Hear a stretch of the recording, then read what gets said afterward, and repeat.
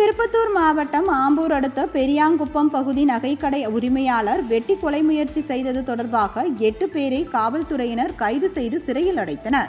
பெரியாங்குப்பம் பகுதியை சேர்ந்த அருண் ஆம்பூர் நகைக்கடை பஜாரில் அடகு கடை நடத்தி வருகிறார். அவர் கடந்த மாதம் 26ஆம் தேதி இரவு கடையை மூடிவிட்டு இருசக்கர வாகனத்தில் வீட்டிற்கு சென்றபோது மர்ம நபர்கள் 3 பேர் அருணை அரிவாளால் வெட்டியுள்ளனர். இதனால் படுகாயமடைந்த அருண் ஆம்பூர் அரசு மருத்துவமனையில் சிகிச்சைக்காக அனுமதிக்கப்பட்டார். தகவல் அறிந்து சென்ற ஆம்பூர் கிராமிய காவல்துறையினர் சம்பவ இடத்தில் வந்து ஆய்வு செய்து தனிப்படை அமைத்து விசாரணை மேற்கொண்டனர்.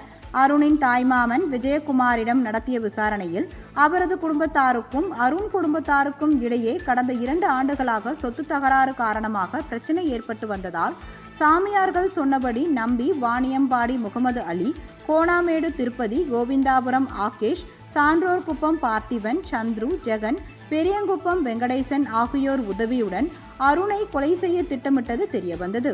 இதனையடுத்து பெரியாங்குப்பம் விஜயகுமார் உள்ளிட்ட 8 பேர் மீது கொலை முயற்சி, பயங்கர ஆயுதங்களால் தாக்கியது உள்ளிட்ட பிரிவுகளின் கீழ் வழக்கு பதிவு செய்யப்பட்டு நீதிமன்றத்தில் ஆஜர்படுத்தப்பட்டு சிறையில் அடைத்தனர்.